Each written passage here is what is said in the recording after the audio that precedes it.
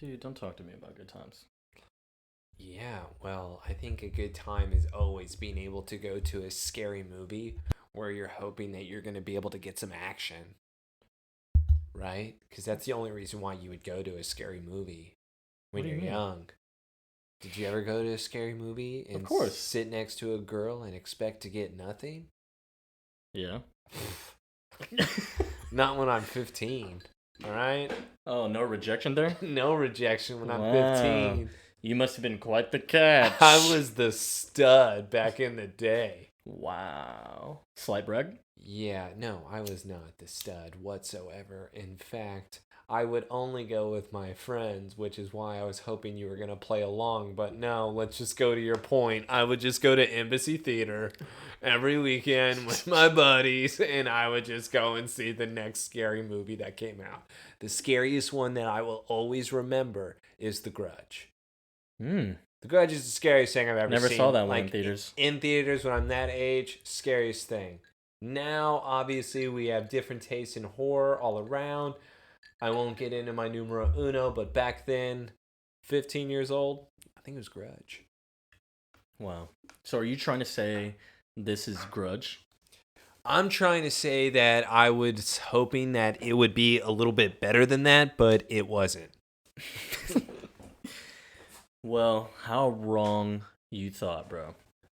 Yeah, I did think a little bit wrong here, especially because there is a lot of scary moments where I was truly terrified, and I was very surprised by that because I was not expecting it. I'm just happy that I was able to watch this during the day, because if I watch this at night, let's just say covers are over my face. Get out of here, bro. There is no way. This episode tried so hard to be scary. Well, it was obviously released on October 31st because this is a Halloween episode. Because that's the only reason why that you would have an episode like this, right? No. You released it in May 2003. That I'm not sure how that lines up. Maybe you have a fun fact to give me where you said like, oh, this was a filler episode that they just decided to put later on in the season. Nope. So interesting. Somebody's idea was, let's make a horror movie in May. Yeah. And they said, give this person a raise. Well, I don't know if this is better than last week and Eric creating craters with his baseball swing, but I will say this does have an interesting turn that the episode at least takes for us, where it does become more exciting, you could say, versus the horror aspect. Yeah, maybe. Kinda. Hey man, my rules are always simple. If there's kids involved and they have some type of disability involved or tragic accident involved, that's where it's the start of something scary. I just think that you don't touch those things, and when you do, man, you see that Annabelle, like the Origins one? That thing is messed up. Nah, that was a good, solid film, bro. Annabelle? Yeah, Wow. not like the first one. The sequel to the first one's horrible. The sequel to it, however, was a prequel. Oh my God. And like the girl, I think she has like syphilis or something. And she's in the wheelchair. There's a scene where she's trying to go down the hall. See, shit like that is so messed up that it makes it scary. Yeah, I mean, sure. Disabilities frighten me. Think about it this That's way. what you're saying, right? Hereditary. Like, I'm just saying, everything lines up when it comes to the scariest films. Charlie. It all works. Allergic to nuts. Disability. Yeah. Yes, see? You're connecting these dots. But let's be honest, that was Grandma's fault. Oh, yeah. Yeah. That's such a different story, because we could go on to that one for at least a 3-hour talk. We can't be bringing the goat of horrors into this try-hard horror episode of I was Smallville. into it. As far as a TV horror episode that's coming out during Halloween, I would be all about this. It's not in Halloween, so... In May, I'm a little upset. It's a costume party type of episode. It's not specifically Halloween. It's a costume party. So we can hold those whenever. Man, have we had a costume party Halloween? Do we get one? We'll get them. Now we're cooking. Is it like a Cinderella story where Clark walks down and then he notices a person that he was only messaging online, but they don't know who they are until they meet at the dance? Does that happen? Just another day, starting out like any other Cinderella story. Come on, Hilary Duff. No one's watching that movie like that, Taylor. Yeah. We'll move on. Actually, I'll say that's probably actually a very popular one. See, I'm not the only one.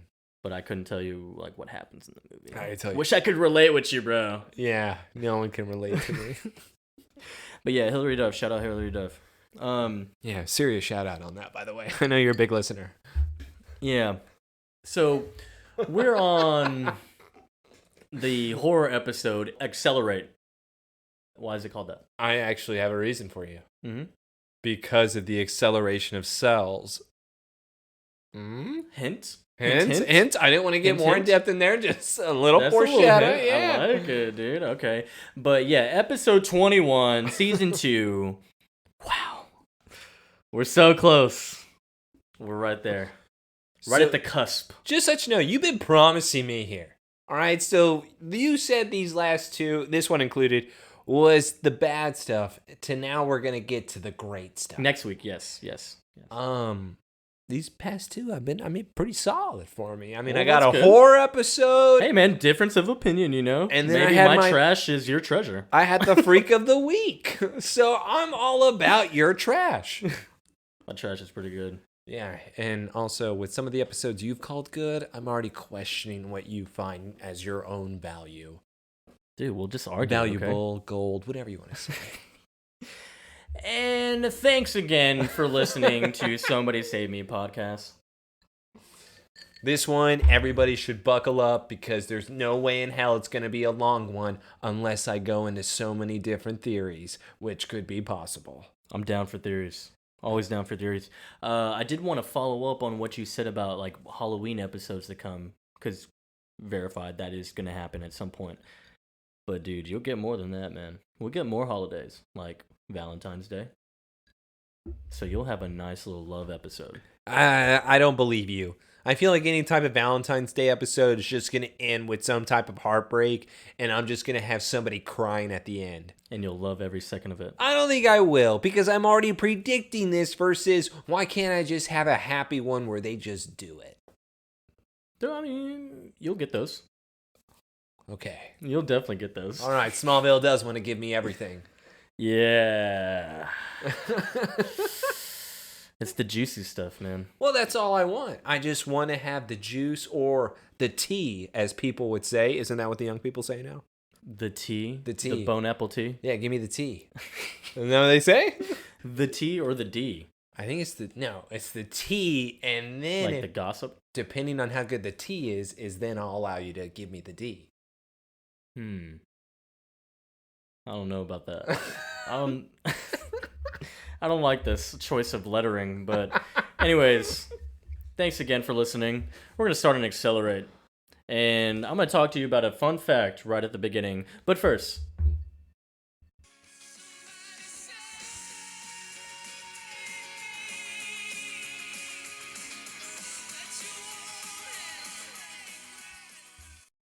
Evangeline Lilly, yellow shirt in the back of them.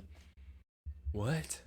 It's Evangeline Lilly. That's her? AKA the Wasp from the MCU. We had to bring Marvel in there, but that's a fun fact, bro. That's literally her in the yellow shirt. That doesn't even look Pete, like her. Clark, and Lana and Chloe. Doesn't even look like her.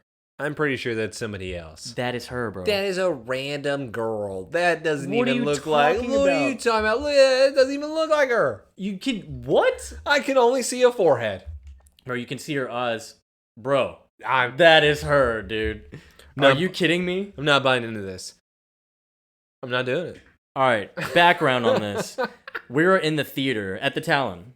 We're at the Talon. They're watching, I think they confirmed this is House on Haunted Hill.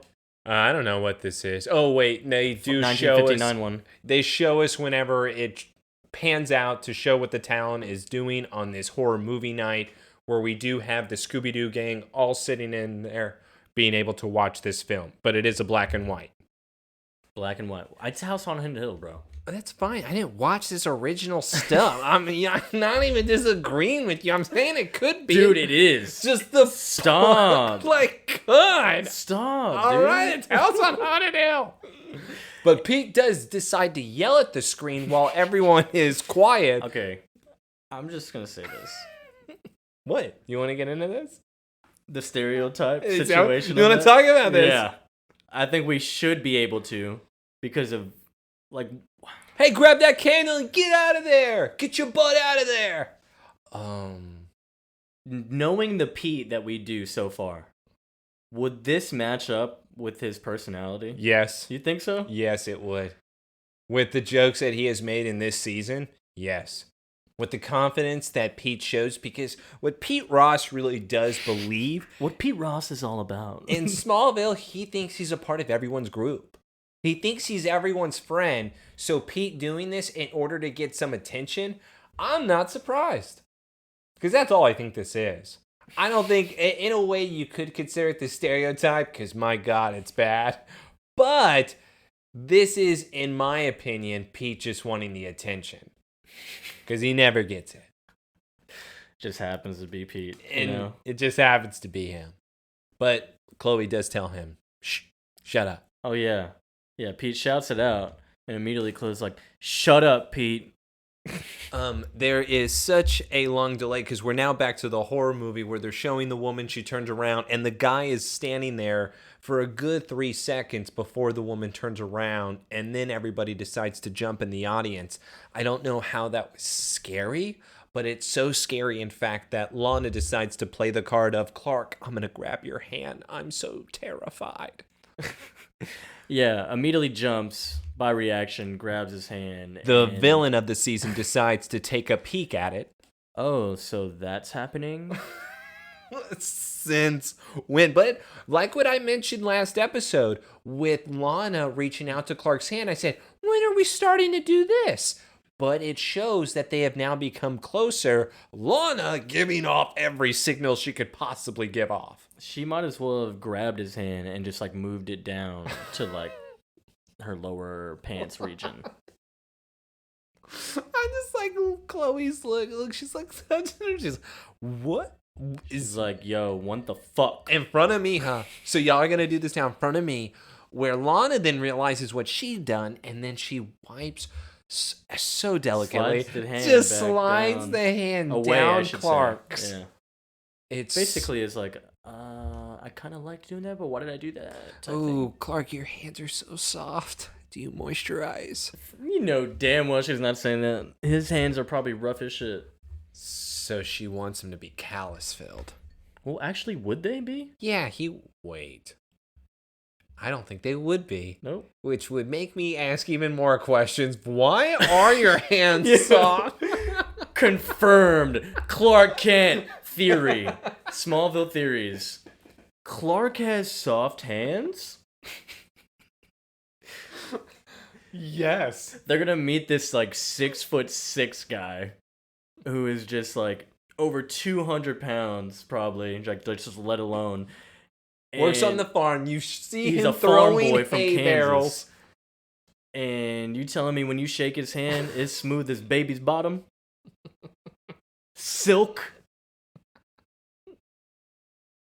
What are you thinking in your head? Smallville is a town full of idiots. Everyone should know upon meeting this man. It's like, this is your son, John? He does all your chores? Are you sure that any chores get done around here? Maybe that's why you're losing the farm, John. It's because nobody does anything, especially for the way your son's hands feel. Clark's not the son you think he is. But when we go to the outside shot of the town, we do see, Joseph, you are right. It is Fright Fest. It is House on Haunted Hill. The movie has ended. The lights have gone off. Lana is the only one staying behind and having to clean. Yeah, because I guess this is kind everyone's of weird. off? Yeah.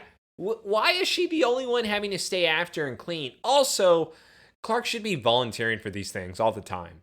You know, it is kind of shocking that he's not there. Yeah. Because why wouldn't he be? He would always want to do something to make sure that they're alone together and hang out, even if it is picking up trash. For God's sakes, he spent out all community service picking out trash outside the town. Well, You would think he wouldn't care sweeping up a movie theater with her. Well, maybe he wants money. Well, like, we both. Hey, Lana, I'll help out, but you gonna pay me? And Lana will say, "Okay, I'll pay you if you show up on time." Oh, That's why he's never been paid till He's this like- day. it's like I don't think I can make it. But it's cool. I'll still do it. You just won't pay me. It's agreement. What you know? time? All right, Lana. I'm gonna try really hard. Okay, just for you though. Don't I'm hold gonna your breath. try. Don't hold your breath. But let's talk about how dirty it is in this theater right Oh, now. you kidding me? It's high school kids. What are you talking about? She probably did this as a free movie night. Where I'm not gonna lie to you, I wish a place like Talon existed back in my day to where to where I could actually have movie nights, date nights there. It's free. Do you understand how cool of a hangout place this would be? I get coffee afterwards. I could probably find somebody to spike my coffee if we didn't see with those jocks the one episode. No, like the homeless people out back. Well, that exists. We've seen the alleyway and all the steam coming up from the Mhm. street, so we all know the homeless people are there to keep warm. Staying on top of the sewers. The sewer lids. That's And exactly what's happening. And so while Lana's cleaning it up, she notices that the lights go shut off. up.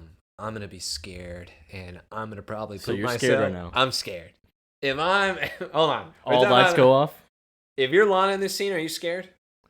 I'm gonna be scared when the door's shut. Okay. I'm terrified the moment that not only the door shut, but then I see the seats to my right. Oh yeah, no. All I'm of a losing- sudden, I'm running. And then the moment there's a little kid that's then singing on the TV on the movie screen and it's laughing, even if it's my own childhood video, I am terrified.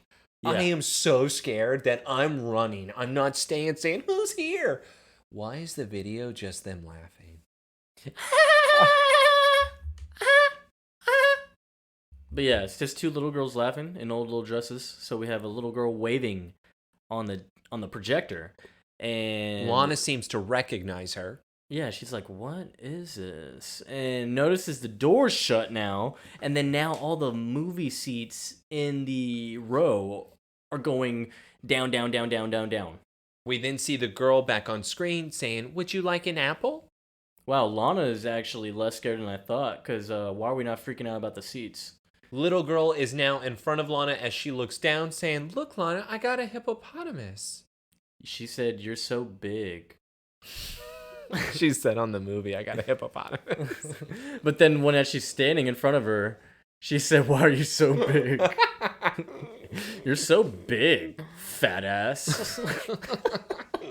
Lana then begins to freak out, starts running everywhere, where the little girl starts appearing everywhere Lana turns. Yeah. So it obviously could be some type of ghost that we are seeing, some type of poltergeist. Either way, it's extremely terrifying. She then storms back up the alley in order to try to escape. Obviously, Clark is now there with the lights turned back on, saying, "Hey, what's going on? Why are you so scared?" Why is Clark back here, though? Unless he was trying to help her and he just showed up late. You were just here. How are you late? You were just here. I got lost. Pete. But, and so he's like, "Thought you saw what, Lana? What did you see?" She's like, nothing.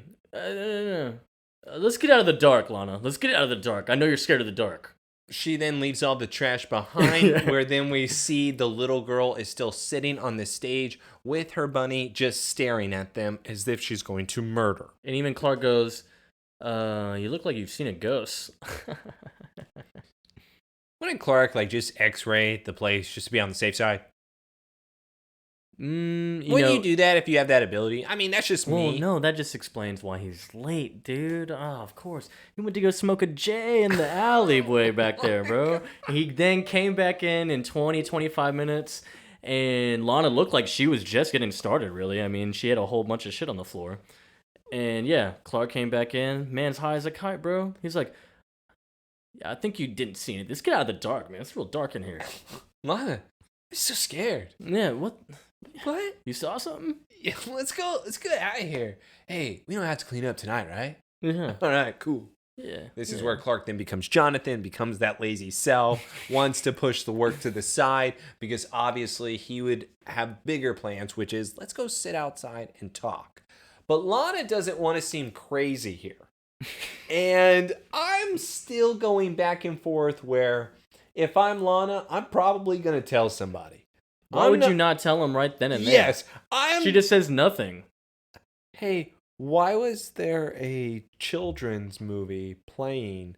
Wouldn't that be the bigger explanation? How did they get my home video?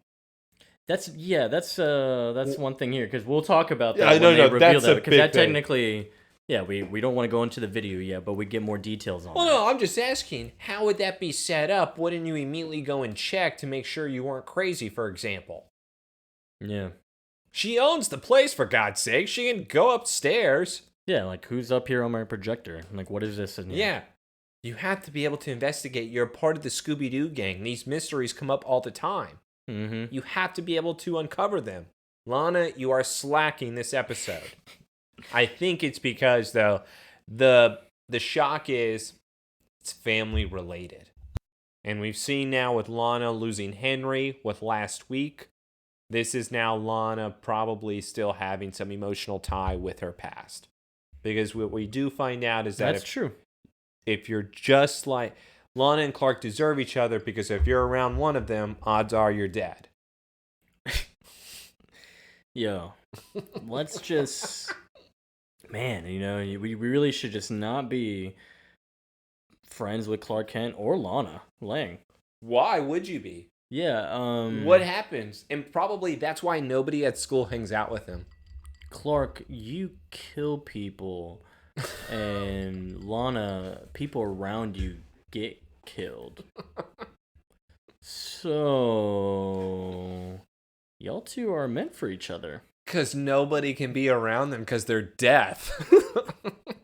They are embodiment of death. They're literally death split in half. That's what his super Clark was literally born to death. Like he popped out. Oh, hey, mom and dad. Planet gone. Bye. Dead. Yes. Lana. Young Age of 5. She had a shot. Oh, wish Martha dream. Wish come true. Boom. Parents dead. Thought she was 10 when she wished. Remember, great power takes sacrifice. Oh, yeah. So she was 5. She sacrificed her parents to grant Martha's wish. Yeah.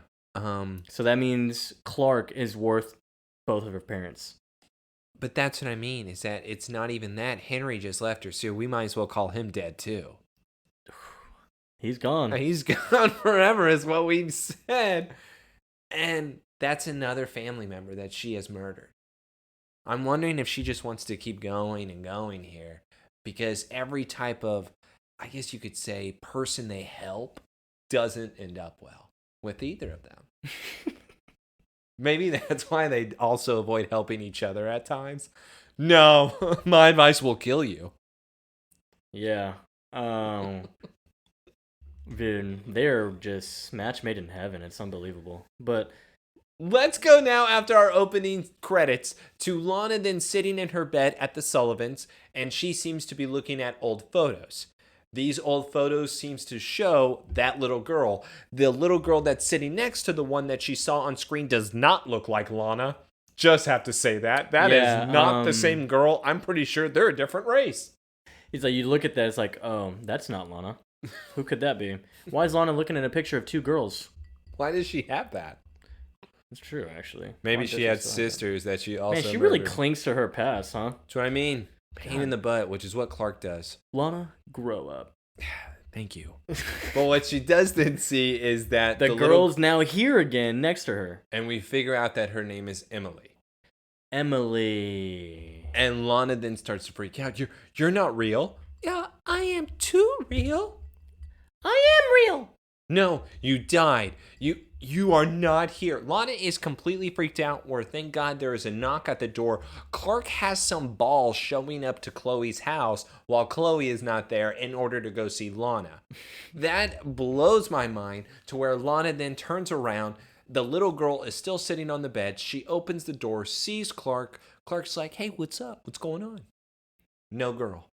Wow, he sure you just barged into her room like that.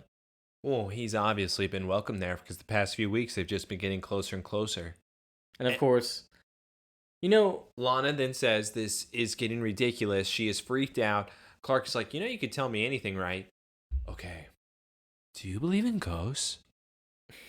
yeah, because the girl's gone now again, and you know, I'm gonna just remember this moment. Yeah, one moment. When Clark obviously came to the door, walked in, whatever. How do we think right now Emily got in there? How are we thinking at this point? I'm thinking ghosts. Like ghosts. Okay, so like a phantom can just move anywhere. Yes. My only issue on why I can't go full into ghost mode, what I think right now is that she was experimented on with kryptonite. Let me continue. But I think it was like the phase stuff. Where I think like it made her like young forever, but it also made her like a ghost. That's what I think. Okay, so you're already thinking meteor freak. Yes, I'm thinking experiment. I'm thinking family did something in order to see if she would stay alive, but whatever they did caused her to be young forever. Gotcha. That's what I think. It's weird for me because even off watching it again, it's like I forgot how this all played out. Oh no, I completely forgot the ending here. Yeah, and at first you're thinking I'm probably thinking full ghost mode, probably. Yeah, some type of phantom. I don't know. I wasn't even thinking meteor freak, to be honest. Well, everything where it happens such as that, it has to be done by the meteor rocks or the kryptonite. Everything links to it. That's what I always assume with every single episode, no matter what. And because you even know, you can vouch. I don't remember anything. So whenever I'm watching these things, I immediately think, oh, this has to be caused because of this. Yeah. But what we do get now on the next scene is the most unsafe bridge I've ever seen in my life. Oh, no, dude. Suicide bridge. This should be closed off because what we are then discovering is that Lana is telling Clark the story of Emily. Yeah. And how she drowned because Lana was not able to save her. But what she is then describing how it was a rainy day, bridge was slippery. Mm-hmm. Next thing I knew, I was in the water. Yep. I was in the water. And Clark then puts his hand on her shoulder. It's okay. Lana then goes back to the rubbing of the Clark's hand and actually grabs it as if she is now thinking, this man is mine. She is getting closer with that. She is grabbing it more. It's like she is wanting this farm boy to take care of her. Oh, she wanted. She wanted so bad. She kept talking about wet and slippery. And she was just like, oh. What? Wait, but that's not what she was implying. And notice she's just not sad anymore after she talked about it. Well, Lana then does say, funny thing is, Emily was the one that always believed in ghosts. Every single thing that would move around, like a chair, anything, she would just say, oh, that's your mother. I have a question. See, that's even why I even thought ghosts. It's like, oh, okay, wow, this little girl's probably doing some dark shit. Okay, so you would even think maybe some ritual stuff. Yeah. Oh. Fear Street. No. What if it is them having the brothers, and they're trying to bring their mother back through alchemy? So now this is what Lana and Emily did when they were younger, trying to bring back Lana's parents. But the ritual goes haywire, and it ends up sacrificing Emily's body. And instead of getting their mother back in return, they then got Clark.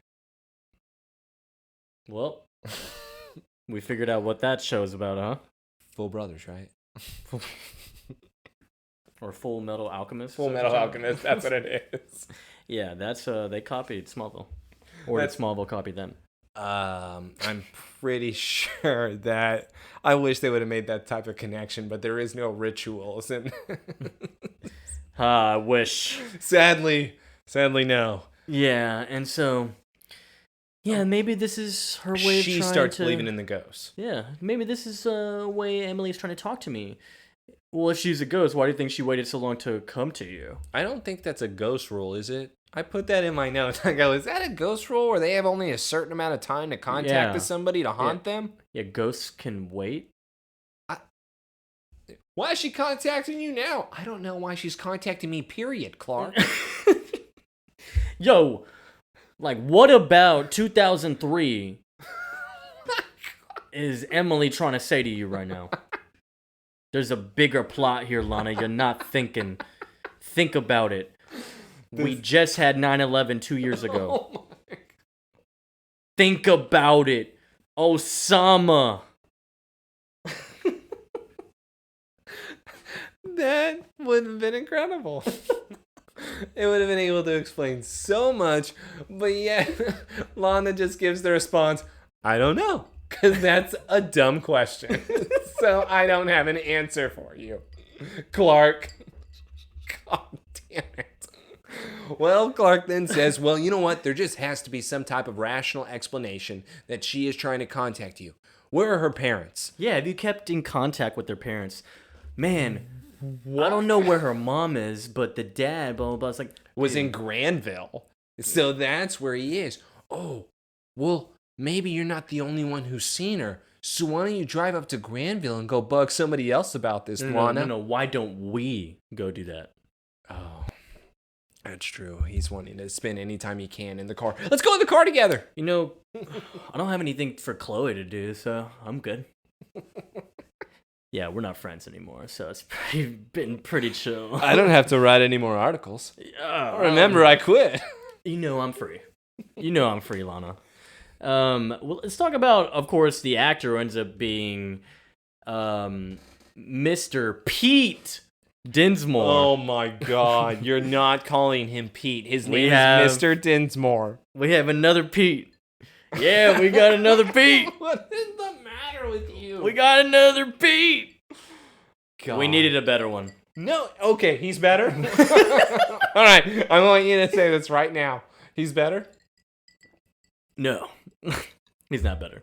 But we do have Neil Flynn in here playing Mr. Pete. Mr. Dinsmore. Mr. Pete. The dad of Emily. Emily Dinsmore. And that is where we have Lana and Clark, because yes, you are correct, where they then decide to spend as much time as they can together. Clark decides to drive his truck. And this is where you finally figure out, oh, I see why Emily's a ghost. It's because her dad is such an asshole that she probably wanted to drown. I hate my parents. This man immediately says, hey, there's no trespassing here. Get out. They then say, hey, Mr. Dinsmore, it's me, Lana. Lana Lang. Lana, look at you, all grown up. What? You know who didn't get to grow up? Like, what? My Emily. Nah, he doesn't say that. Look how he looks. But you know, he's saying that, bro. He's I like am taking that. He's thinking that. Like, oh, look at you. And all grown up. And he's using that in a way against her where Lana then thinks it's a good idea to say, well, you know what? I've seen Emily. He then looks at her disgusted. Is this some kind of sick joke? Once again, he ends up being the asshole. But Lana then says, I did not mean to upset you. I just thought maybe you have seen her before or around. And Clark decides to jump in because he thinks everything is his business. We figured that you would have seen her if anybody has seen her. Clark, shut up. Not the time to say anything. No. He runs this town, bro. No, he doesn't. Not with the new sheriff. Not Granville. Oh, he's in Granville. He's in Granville. He's like, who the hell are you? Kent? He knows who he is. Same thing with Eric. Clark doesn't know who he is, but he knows who Clark is. Dude, everyone knows Clark Kent. You know what? Sure. I've seen her. I've seen her where her favorite song plays. What would have been her favorite song at 10? Go. Or see a young girl jumping rope in the park. What song is he playing that he is listening to? Itsy Bitsy Spider? When I hear Twinkle Twinkle Little Star, I bawl my eyes out. And I think of you, Lana, switching places with her in that moment. You know, losing a child is something you never get over.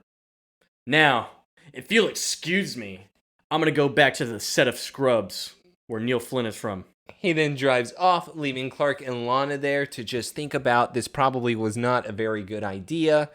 He got a BMW, though. Yeah, I know. He's probably a very important man. More like Bandville, because he got the bands on him, you know? Lana and Clark then figure out this is probably a waste of gas. Let's cut to the next scene, where then we have Lex's mansion. Oh, yeah. And we have Lex.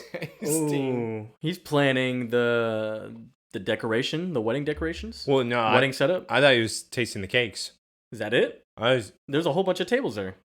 Maybe he's doing it all. And that's why she even says that you're on a deadline. It's 3 weeks away. Yeah, you got the wedding planner in here. It's like, I would say this isn't really your forte, Mr. Luther. He probably has to do right now the layouts of the table, cake stuff, silverware. Sitting. He's probably seating chart. But yes, he's probably having to do all of it right now because she even asks, where's the wife? Because you obviously can't do anything. He says, yeah, I know. That's why I put her in charge of this. Well, she's not here. Yeah, I know. Thanks for stating the obvious. The person who should not ever be able to be allowed into this mansion then decides to walk in, a.k.a. Lionel. So he stayed the night? No, he has not stayed the night. He's been here since last week? Yes. And yet, Lex is allowing him to be around because the other side of this is, Lex, hey, remember when he said that he forgot your wife's name? Like your fiance's name? And like he started throwing those snarky remarks once again? He shouldn't be allowed inside of the mansion. Why is he coming in here? Hey, Lex, I've known all your vices, but I didn't know gluttony was one of them. Well, I take a bite of this. Get out of my house! Why are you here? The moment he walks in. He literally, he just walks in and just like, God, dude, why are you still in town? Oh. Everything is worse when you're around me. Oh, Dad, if anyone knows the 7 deadly sins, it's you. Oh, what a shot. Is that a Shazam reference? Because Lionel was in Shazam? That too, but also 7 deadly sins. Oh, yeah, that's very true. That was in Shazam. I forgot. Mark Strong should have never been in that. Instead, he should have been Sinestro forever and ever and ever. He's the greatest Sinestro I've ever seen in my entire life. That's and I'll never actually get probably the only good thing that came out of that movie. Yeah, that movie was awful, except him. And yet we're robbed of him now. Maybe one day. Never one day. Let's get back to... Oh, what is this? Is this Armado truffle? Oh, the liqueur. Oh, the liqueur. Can I have some water, please? The liqueur seems to be overpowering the butter. Oh. I would punch him in the face. Dad, get out. Why are you still in Smallville? Oh, I wanted to give you my gift, son. Why would you accept a gift from him? In person. Why would you accept a gift from him? And I also have a hole for you with this gift. Because he says, I want to give it to you in person. I won't be receiving an invitation, so I might as well hand this to you now. You offered the woman I love $100,000, Dad, in order to get away from me. Why would you ever think you would be invited? It was the ultimate test of loyalty. And look, she came out with flying colors. You're a sick psychopath. He's like, you should be thanking me, honestly. Thanking you. Well, I guess my thank you note was also lost in the mail with the wedding invitation. And look at his giggle. Dude, I'm telling you, he loves his quips, bro. We did it last episode. Hey, Joseph, go on. Open it. Yeah. Open it. He's like, you're so funny, Lex. Here, open my gift. It's cool. This is the hole in the gift. Because what we find out is that he's giving him a Caribbean honeymoon. And you have your own private island. And you can take the Luther Corp jet. Couldn't he do all this himself? Apparently not. Why couldn't he do all this himself? I thought he had control over Luther Corp now. He has control of LexCorp. Wouldn't he still have money? Yes. Wouldn't he be able to do a Caribbean honeymoon? Maybe he personally does not have his own jet. By the way, Helen's probably have a lot of money too. She is a doctor who can't even have enough time to be able to plan her own wedding. Trust me, she making that money. You know what? I'm gonna say this actually. I'd say if he does have all these things, but I mean these are all given to him for free, where he doesn't have to spend a dime. Would you rather accept a gift from your No, father? in this case, I would not. Or would you rather spend your own money to not have to accept anything from this sleazebag? Because this is the other thing that I have a problem with. This is why I had to pause it. Joseph tell me he's not going to use this like as a leverage on Lex for something else. Yeah, he's literally forcing it onto him. Come on. You're gonna love it. And think of me later. Lex, by this point, is truly thinking this is a very kind thing my daddy's doing. He's really turning a corner. He would never do something nice for you, Lex. Oh, yeah. Why is actually, this I don't hard? think he's really buying it still. I disagree. And it's because Lex truly looks like, Caribbean? Really?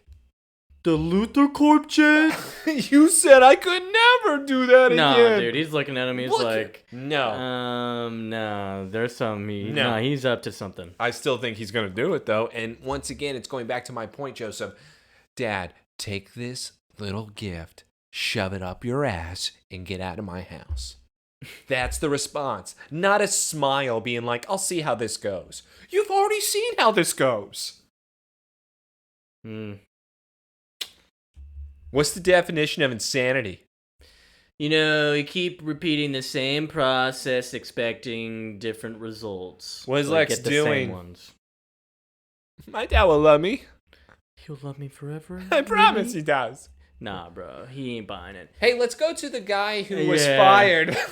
No. He quit. Big difference. It'd make more sense if he was fired and kept coming back here. You know what? Okay, no. It makes it worse that he is in the torch. Yeah. Yeah, okay. But, in the torch using the equipment. Yeah, makes it worse because you're the one that quit. Yes. Yeah. Okay, cool. I'll take and that. And are they trying to say that Windows is now better than Mac? Because didn't they have the Macs before? Yes, they did. And that is what they did. Except the Macs probably didn't have anything updated by this point. Or HP? Yeah, that's not something I'm paying attention to. Is that what you're paying attention to? No, I just noticed that right now. Yeah. You are the tech guy, okay? Yeah. I love tech. Chloe then walks in, though, and sees that Clark is on that computer. Yeah. And she goes, when you quit, you relinquished all of your computer privileges. So I don't mean to be the hall monitor, but it's the school policy, so get out. Yeah. And so Clark's just like, I'm trying to help Lana. Of course you are. Why? Why? Why does he even say that? But this is the thing. I get that you're trying to say, Chloe, you're overreacting. Chloe, stop getting jealous. Dude, you could at least make it better. It's true. You could ease her into something. You could lie every once in a while about hanging out with her and say, I'm hanging out with Pete. Helping out Pete right now, Chloe. Yeah, well. Instead, it's like he's rubbing it in her face, where then Chloe has to ask, all right, what are you trying to save her now for? Well, you know what saves him from this, though? Is saying the thing that it's actually about. She thinks she's being haunted by this little girl ghost or whatever. And Chloe's already like, okay, I'm peaked. Well, Velma's immediately like, okay, well now, what do you got? Yeah, I'm like, all right, this sounds interesting. I'm down. Clark is then immediately explaining what's happening about her having to see, but Chloe then actually goes to a reasonable explanation instead of her newspaper theories, which is Lana's been dealing with a lot. So wouldn't you think that maybe she is in fact seeing her subconsciously, and it's more of a reflection of her emotions from her past? Listen, she's not seeing things, all right? Well, wait, I'm not saying she's seeing things. I think they're real to her. Are you calling her crazy? You better not be calling her crazy, Chloe. That's my girl. I wasn't saying she was crazy. All I'm saying is we don't know. And by the way, you're not there when she's up at 3 a.m. crying her eyes out. Ooh. I know you're usually in your cemetery hoping she's going to come by, but I'm actually in the room right next door to her. Yeah, telling her to shut the fuck up. I'm trying to sleep. Lana, shut up. It's like a Dwight cry.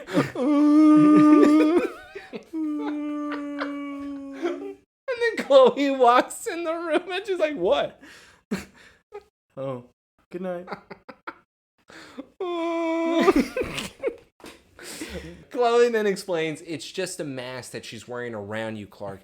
Why are you... And Clark even looks at it as Chloe is trying to insult Lana. To, like, bring her down. His reaction to it makes it feel like that Chloe is trying to insult her versus looking out for her. Because his response of, why are you even telling me this? Because why are you telling me this?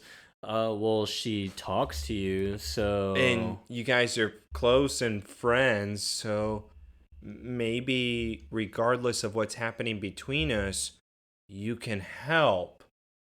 What the hell? Clark then realizes, okay, maybe I was an asshole. Chloe, thank you. She says, okay, lock up when you're done. And she allows him to still use that computer, where then Clark looks at the article and it says little girl drowns. It's that Kent charm, dude. She just can't resist it.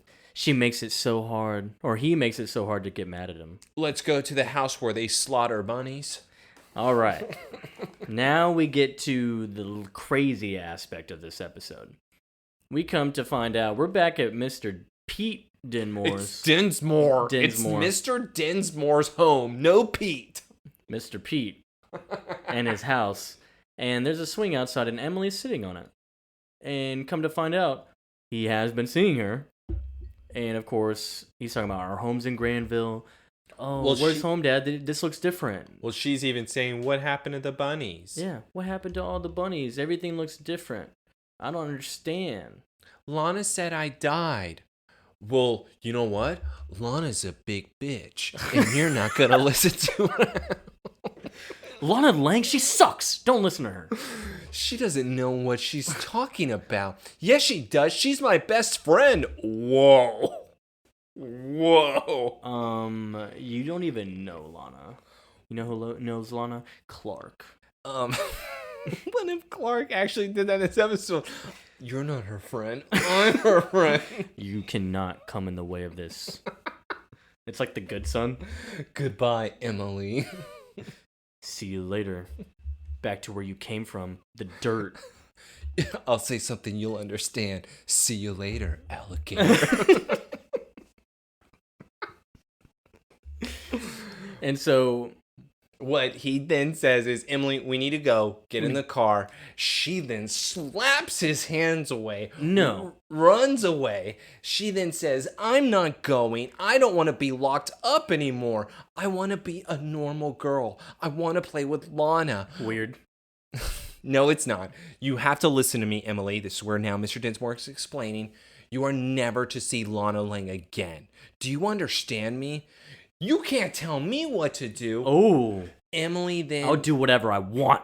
Emily then takes off. We then see automatically, though, right there in that scene... She ran. Super speed. Because it was Clark's speed.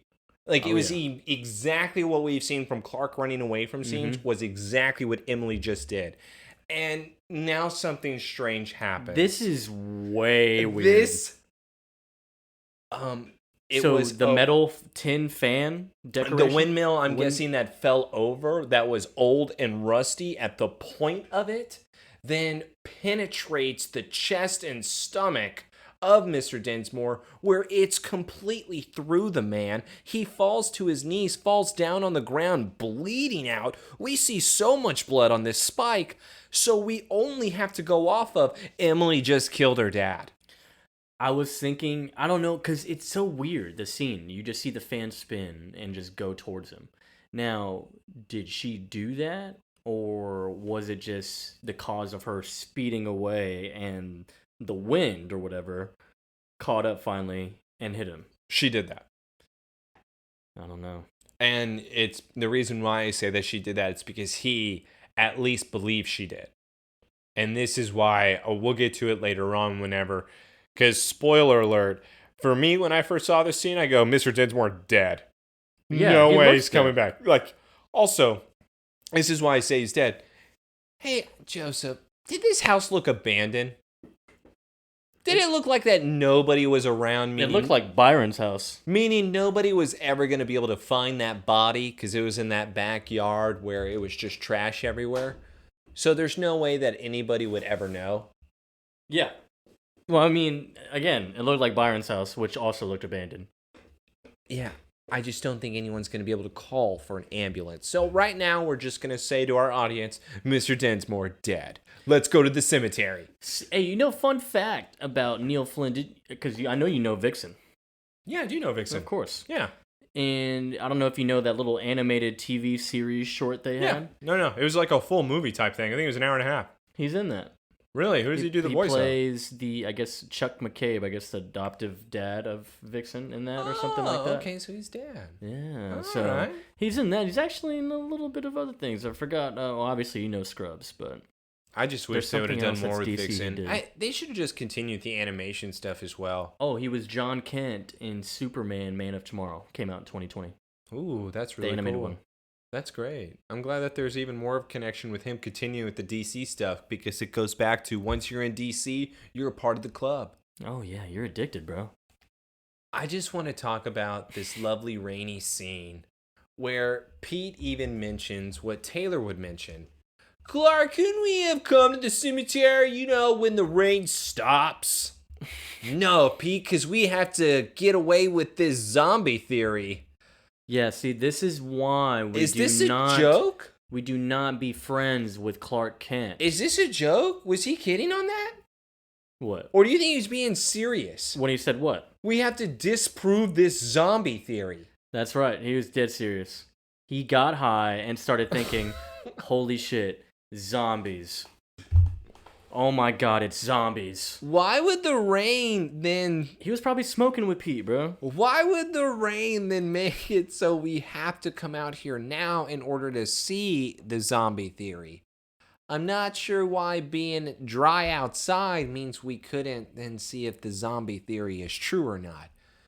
Clark picks terrible moments to do these things in this episode. For some reason, he doesn't have the patience that he needs to have. What I'm hinting at for our audience and for you is that patience is a virtue. Patience gets you rewarded. Patience allows you to take advantage of certain situations that come to you, Clark. Let's hold on to that.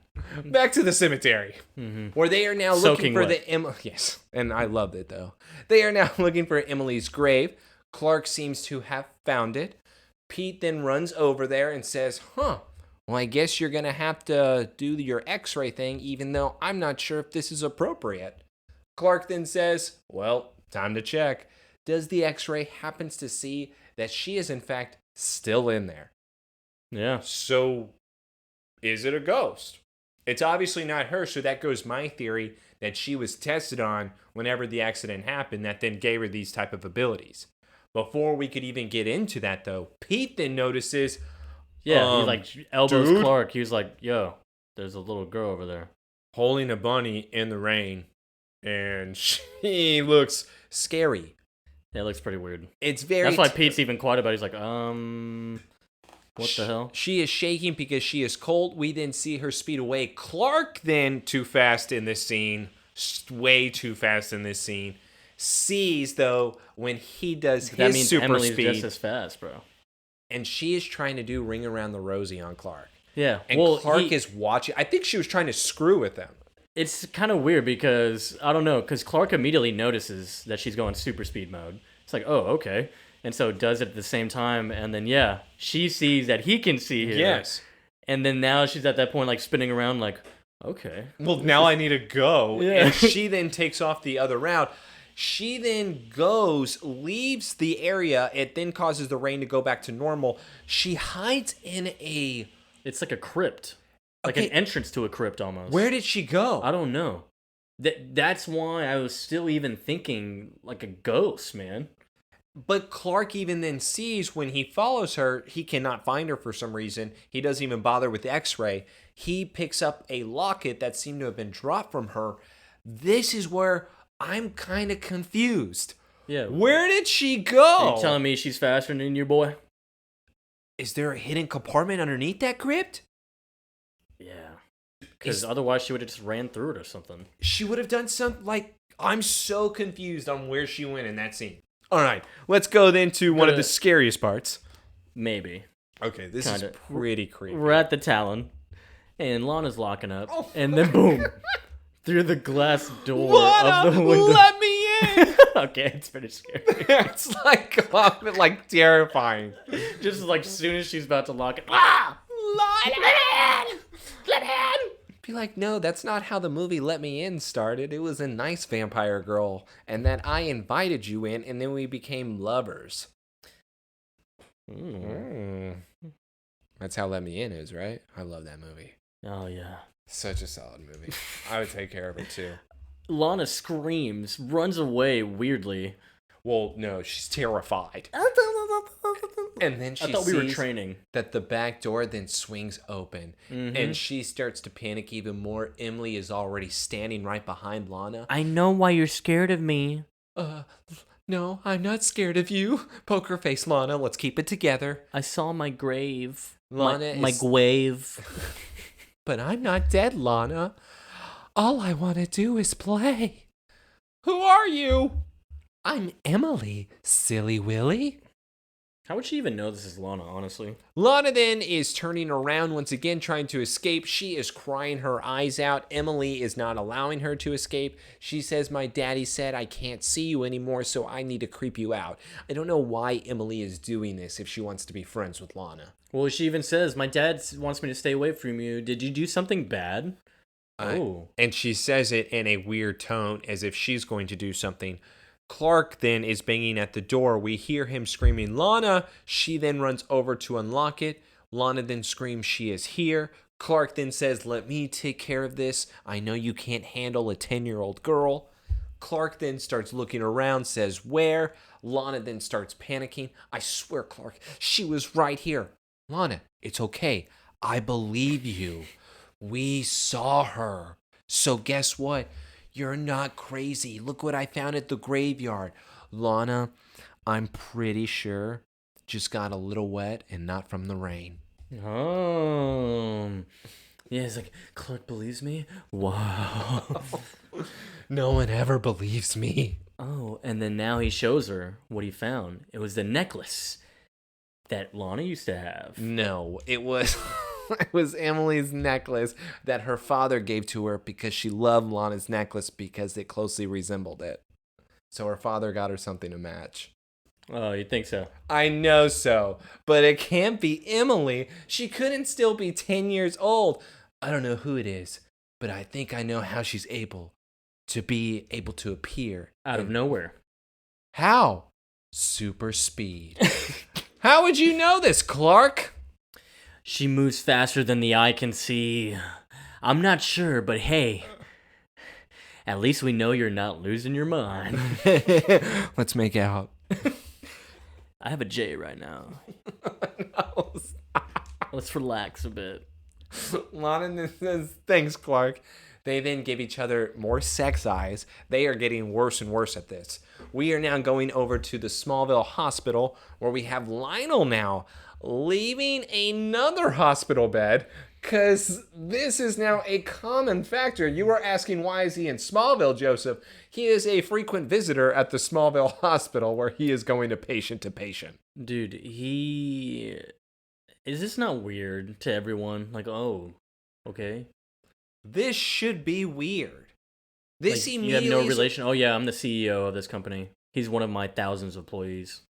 Former employee too. That's right. Why? We do get the admission that he is a former employee. Pete Dinsmore, sorry. Why? No, Dinsmore. No, Pete. Why are you here though? Why would you be here for that? Like, that's a red flag. And Lex then walks into the hospital, sees Lionel, and says, aren't you a little far from Metropolis? Lionel then tries... He says, back so soon, because also, he's going back and forth. We just saw him trying out the cakes. He's staying in the Luthor mansion. He's just in the far west wing. Yes. Lex doesn't even know. Lex doesn't go to that side of the house. So Lionel's just staying there laughing. My son's so stupid. He doesn't have hair. All that hair got rid of your wisdom. Anyway, so Lionel's now questioning Lex. he's like, you be tailing me? I hope not. It's like, no, I just heard you're over here. Came to visit a former employee, Lex. Unfortunately, though, that former employee, he's still a conscience. Well, wow, Dad, he must have been an exceptional worker in order to merit a visit from the CEO himself. Haha, Lex, I like to think I treat everyone at Luther Corp as a part of the family. Oh, that would explain their lack of loyalty. Dumbass. And of course, Lana's just like, I didn't like that quip. When did you become so cynical? Lionel, you're not the victim. I'm never gonna believe you on you being the victim here. I'm just wondering why you've been in Smallville so much lately. Well, you may not believe me, but I've always tried to be a good father to you, son. No. What? Where are we going with this? I worry about you, son. These obsessive paranoid obstacles. By the way, I put in my notes, blah, blah, blah. Why am I ever believing what Lionel is saying? The moment he said, I've always tried to be a good father, I tuned it all out. Mm-hmm. There is, why, if I'm tuning all this out, Lex should be tuning all this out. And then Lionel even then tries to say, these obsessive, compulsive, you're just going to drive yourself crazy here, Lex, with always believing that somebody's trying to come after you. Son, I love you. Aren't you going to come use this elevator with me? Well, it's not even that. Coming after these conspiracies like level 3, things like that. Because, I mean, he's like, why are you visiting an employee? Like, what is this? Why are you always over here? Joseph. The meteor rock capital of the world. He visited an employee last week where it was something with the truck that Lex then figured out. So obviously, if you're visiting another employee, what did this one do? Yeah, what's going on here? What the hell? And, keep it definitely in the back of your head for when he tries to, of course, convince Lex, like, oh, dude, you're just paranoid. Paranoid. Don't get lost in him. Remember that. Remember last week, Dad? How am I paranoid? And Lex walks in to visit Mr. Pete Dinsmore. Dinsmore. Mr. Pete. Dinsmore. And he's over here looking at the employee, just takes a quick look, about to turn around, leave. Emily's here. She's sitting down on the chair. I tried to wake him up. He needs to take care of me. I have nowhere to go. You seem to be going to a lot of places lately, Emily.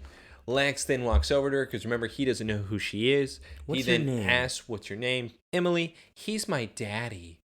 Lex then takes a peek at him and says, I think our dads are friends. Emily immediately gets scared because Lex mentions mine was just in here. I don't like that man. He's a bad man. What did he do? Dude, who knows? What did he do? Or maybe she already knows him from somewhere. Maybe from back then, even. I just want to know what the man did. But Lex then said, did he do anything? Yeah, did he do anything to your dad? And then she goes, he took the bunnies away. So he was the one that took the bunnies from the backyard and murdered them all. Yeah, he shot them one by one. In front of her, and that's what she remembers. Nah. That's my only explanation on why she hates him. Well, I think when she was 10, of course, at that time, they had bunnies. But now that she's back, they're all gone. So it's like, she just got, I guess, whatever she is. But how would she know who Lionel is? Well, maybe Lionel was talking to, what's his face? She has seen Lionel before. This Emily has seen Lionel before. It's the only explanation. And that's why she says he's a bad man. And it's because we'll get to it on who this Emily is. Because remember, we've already seen that the real Emily is still in her casket here. So is this a ghost or is this something else? But what we do find out later on is the only way that's possible is that she has to have seen Lionel before. That's true. Okay. And we go to private property. And we are going to the Scooby-Doo gang, 2 of them, Freddy and Daphne. You choose who is who. Yeah, so we're at the old house? Old house. This is their old house, the one with the bunnies. We saw the front of it. So we saw the back of it of her sitting outside, by the way, though. I think this is the front. I think it's a hole, though, because I'm pretty sure it was a 1-story house, and now it was a 2-story house. Gotcha. Okay, so yeah, we have Clark and Lana investigating this little area is like, oh, let's go room to room here. by room. They seem to be getting closer and closer as they're going room to room, but then they decide to hear, "You're my best friend," coming from the basement. Going to the basement to go towards that. Lana has the look that Taylor would have that says, "I'm not fucking going down there." Clark then says, "Come on, you're with me. Let's go." Man, nothing can hurt me. I'm Superman. Have you felt my hands? They're soft.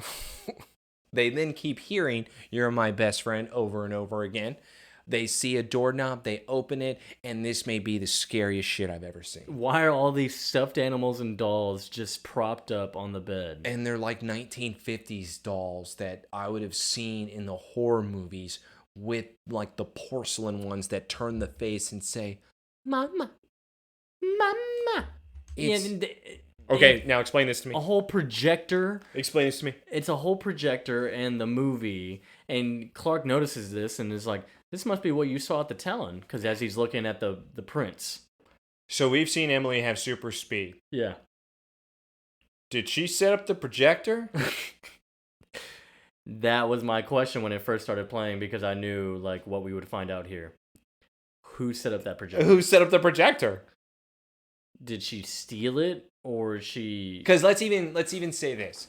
Let's say that maybe she didn't take the whole projector. She just took the film that she then ran over there, and then she was able to set up the film into the projector.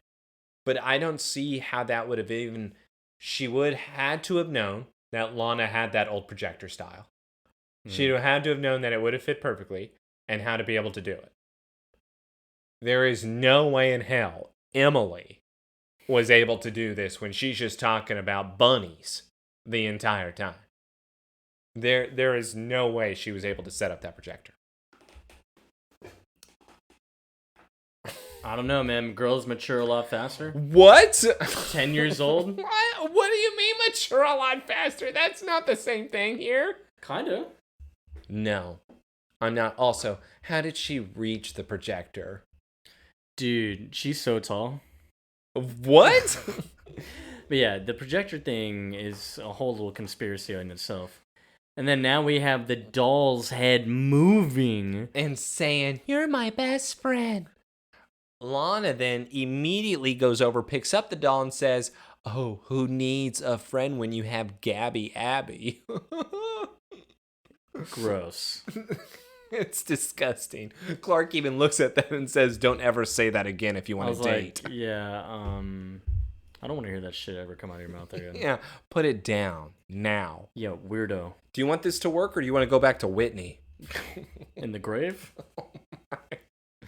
And so they see Lana. that there's a, Lana. Yeah, Lana sees that there's a diary. It's an old diary. Emily Dinsmore diary. I remember this. I bought this diary for Emily right before her 10th birthday. It was for her 9th birthday. I hope it doesn't rain tomorrow. Lana and I are going to the river.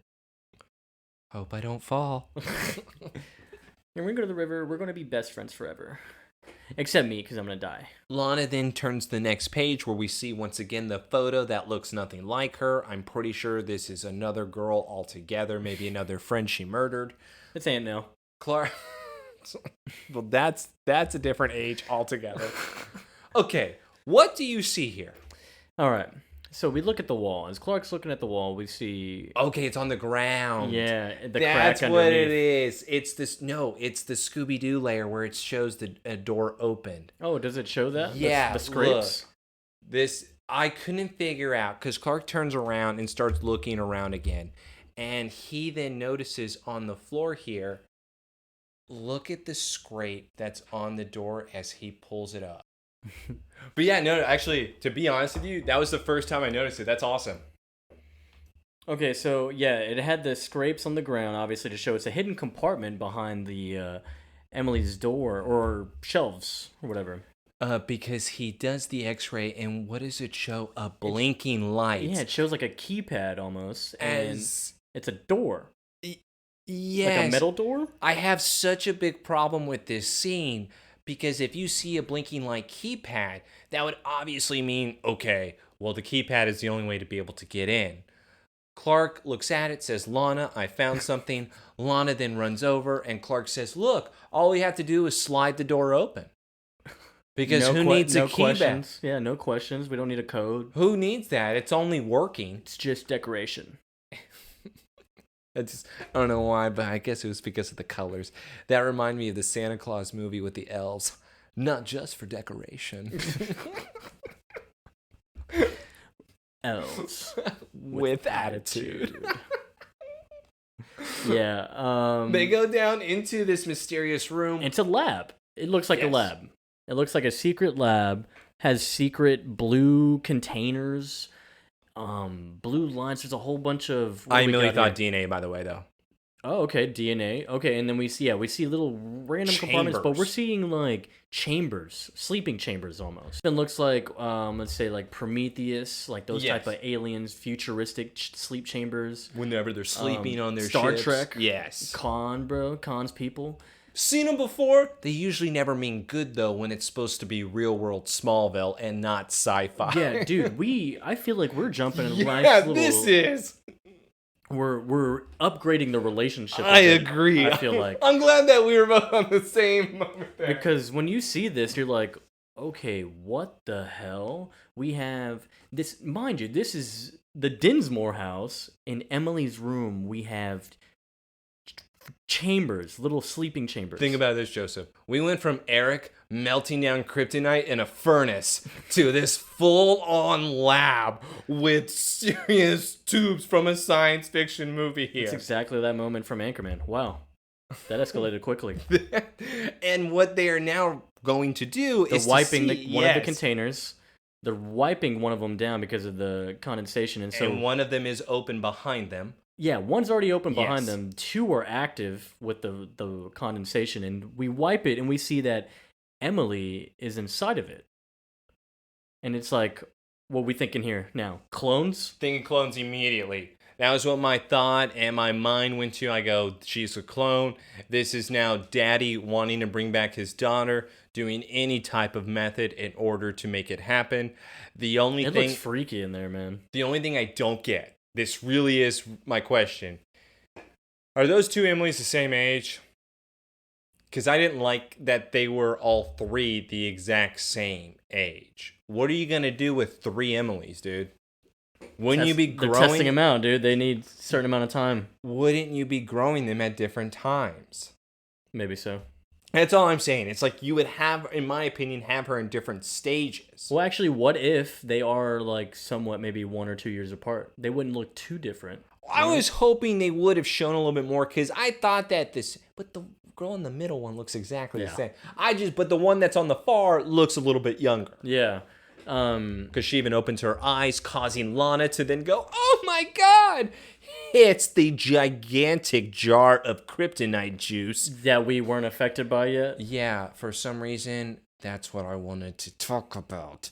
The little necklace, little gemstone of a kryptonite makes Clark go into a coma when he's 5 feet away, but a gigantic jar of kryptonite goo 5 feet away has to be knocked on the ground for Clark to then say, Yeah. What? That's right. These jars ain't nothing. And of course they spill, and Clark's immediately like, oh my God. Oh my God, I'm about to shit my pants. They also look like the jars from last week. They do. Melted down. It's almost like that was part of the shipment that they were talking about. I mean, that was a lot of it. And that's their buyers, is these labs. So maybe we are tying in from last episode and Witness. Maybe this was what the supply was for.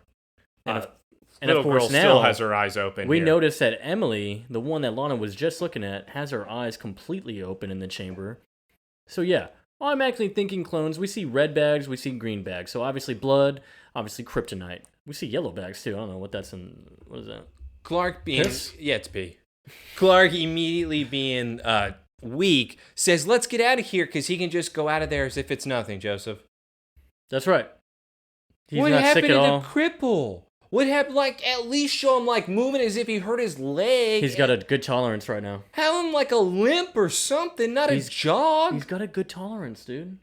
Like, good tolerance from when? Last week? He couldn't even be around it for, like, what? Oh, that's true. I know you want to get to your favorite scene right here. This is probably the best scene ever in Smallville history. I know I say this a lot. I don't care what the audience says. I'm going to stick by best scene ever right now. Wow. Clark and Lana are inside of the Kent home. John and Martha... They're catching them up on everything. Exactly. They're asking the questions about what exactly is going on. Well, we found Emily's diary, and we figured out that she could be, in fact, a clone. We saw multiple copies of her. It's like, wow, I can't believe he would try to clone his daughter. It's like, yeah, I don't think he tried. He succeeded. He succeeded. I saw like 4 of them. Yeah, he actually was able to do this experiment properly. Regardless of the outcome, he was able to. Lana then says, oh my God, I kept trying to push her away thinking that she was a ghost. That little girl was probably so scared. I need to go out. I need to look for her. All she wants is a friend. Clark and Martha are like, okay, no. Bad idea. It's 3 a.m. No. So they immediately say, not a good idea. Everybody then comes to an agreement. Clark's right. Until we know what's going on, Lana, maybe you should stay here for the night. Clark immediately looks at his mother and says, fuck yes, Mom. Yo. Looks at John real quick like, I hope he didn't hear that. He gives Martha that look. And then Clark and Lana... His eyes widen. And he turns back and he's like, say yes, say yes, say yes. Lana immediately gives her eyes open too. That's the best idea Martha's had in weeks. Martha finally came to the table with something. That's right. She's going to give that Kryptonian son some good nut. That woman is finally on board with her son. Oh, hell yeah. And Lana actually doesn't answer yet. She doesn't answer yet. There's a knock at the door. Oh, God. And who do we have? The cock blocker herself. Sheriff Adams. Mrs. Kent, Mr. Kent. Let's talk about another scenario that's impossible. Oh, really? Miss Adams, a.k.a. Sheriff Adams, comes in and says, guess what? We checked up on your labs, and I guess it must have been some David Copperfield ones because we couldn't find anything. Yeah, all gone. Didn't see anything. How long have they been gone from the house to the Kent's house and from when they called the cops? Because you would think the cops would rush right over when they hear this type of report. So I'm assuming it's been an hour. No, Sheriff Adams said, oh, that was from Kent? Yeah, we can wait. For how long? It's still nighttime. Look, man. What time is it right now? Maybe it's early in the morning now. Now let's get to my biggest problem of the entire episode. What we just had was Lana being offered to stay the night at the Kent home. Yeah, we never got an answer on that. And what I'm going to assume is that it's a yes. And if I'm a 15-year-old Clark Kent, and I have Lana spending the night at my house, for the first time, my parents, they sleep upstairs. Lana is going to be sleeping on the couch downstairs. I am going to sneak downstairs in order to hang out with Lana. Whether it be we're staying up all night and talking, whether it be we get closer in some way, whether anything were to happen. No matter what, I'm going to just be around her because she is sleeping over. What Clark does is decide to say, you know what? He's mad. It's a good idea to go fucking check on Emily's house again, because we haven't done that already. So I want to go see if Sheriff Adams is telling the truth or if she's full of shit. Not hang out with Lana, who is in my house at this moment sleeping over. I just want to make sure I'm understanding Clark clearly. Taylor's mad, everyone. I just want to understand where he is coming from. Where I'm coming from is a 15-year-old boy who now has the girl of my dreams sleeping over. Oh, and my parents are okay with it, so I'm not even having to sneak this. We held hands earlier. We're getting closer. We could snuggle. We could stay up and watch a movie. We could be near the fire. We could maybe have some hot cocoa together. We could do a lot of things. Not go to Emily's house by yourself. We could lay on some hay. I hate this. I'm so mad. I don't think I've ever been like, what? What? Clark is just... He's such a genius, right? What? Playing so hard to get. What? Oh my god. He was teased all his life by Lana. And guess what? Now he gets to play hard to get. Now he teases. He teases her, dude. Dude, I saw Buns of Steel last episode. He could have came down with his shirt off and been like, "Oh, Lana, I just came down to get a warm glass of milk. I do this every night." "Oh, did you want one?" You don't have pants on either, Clark. I sleep naked. Every night. I am not understand. I can't comprehend this. Dude, all you thought about was sex at That's 15. not what I said. That's not what I said. All you thought about was sex at 15, That's not what bro. I said. When is my other opportunity to have this happen? Never. What, is she going to sleep over all the time? When does mom and dad ever say, "You should stay here until we figure this out"? Nah. What? See, yeah. You look at your mom because you're not excited. You look at her like, why would you ask her for me, Mom? Why would you do that? I have to ask her. I look like a wimp now. I'm supposed to ask her to stay over. I'll look like a wimp if she's sleeping over. I don't care as long as she is sleeping over. Yeah. Mom, about the same room thing? Could we? Dude. All of our rooms are occupied. Lana, you know what? I know you've been focusing a lot. You've been in an emotional state.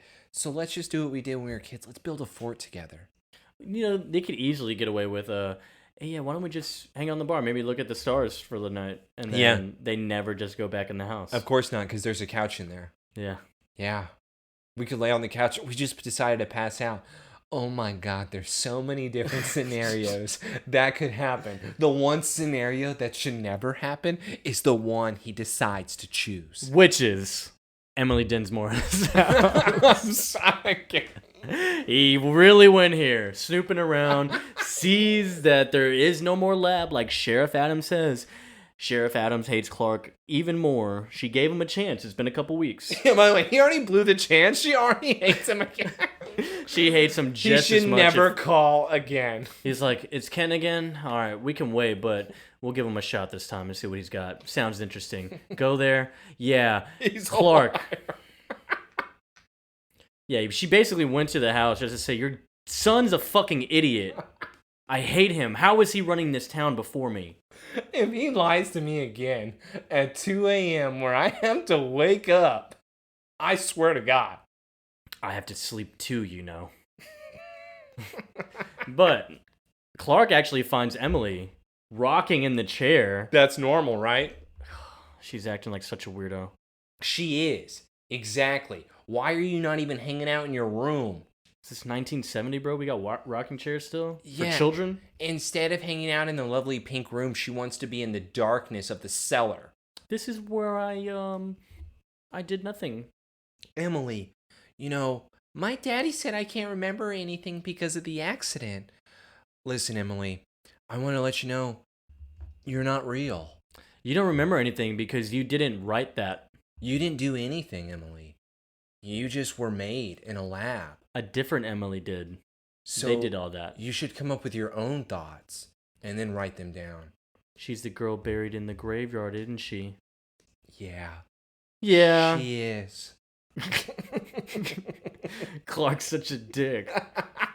It's like, yeah, this is her story, so do something original. What are you, a follower? Yo, why are you even called Emily? Branch out.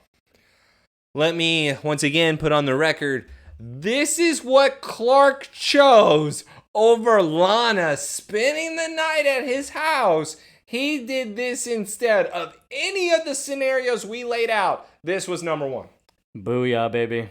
There's no booyah. Booyah, baby. But there's nothing wrong with being different, Emily, okay?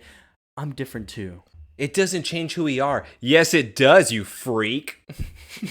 Yes, it does. She says it in such a tone. You're a freak. I wasn't expecting that. She then runs off. We then have another flashlight as Clark turns around. Lex heard everything. Yeah. He's been standing there. He just now turned on the flashlight. Yeah. Oh, hey, Clark. I didn't see you there. What's going on, buddy? What are you doing here, Lex? It's like, well, I actually met Emily, and So I thought I was intrigued, but found out she's dead. The fact that he saw her in the hospital and then he did this actually makes sense to me. Because Lex would have been like, what's going on? And plus, Daddy had something to do with it. Yeah, that's true. That's what he's always connecting. And even Clark is talking about the lab that he found. It's like, I found a whole lab in here. Had green meteor rock, they're refined in jars and stuff. And this is when we spill the beans on yes, Mr. this is where we Dinsmore, get Mr. Dinsmore. the other Pete. And he was into age DNA and cells age acceleration. Yeah, it's accelerating, and that's the name of the episode. Wow. So Look we at find that. out. So basically, cloning and accelerating the aging process of, I guess, just an organism. And what he started out with was rabbits. Yep. And that's why all the bunnies died, because probably experiments, things like that. Clark then starts figuring it out and saying with that lab, that's why she looks the 10 years old, because he was able to experiment and able to clone his daughter. Mm-hmm. Lex, all ethics aside, though. All ethics aside, bro. It's kind of neat what he did. Impressive, right? It's pretty neat if you think about it. Like, it's crazy. I'm like, seriously. But I'm impressed. Screwed up dark stuff here, Clark. Well, come on. I mean, you would hire him, right? It's even crazy you talking about that. He did not one before? I might call him myself. Can you do me? Yeah, man, what's my dad doing out here, man? I need to step my game up. Oh my God, my father is really 5 steps ahead of me, not 2. Yeah, we're cloning people. Hell, I've just been in the cave collecting worms. I mean, Clark sucks. Give me more hints, dude. Where'd you find your stuff, Dad? What are your sources? Let's go back to the Kent house where the girl that was able to spend the night by herself. Sounds like it.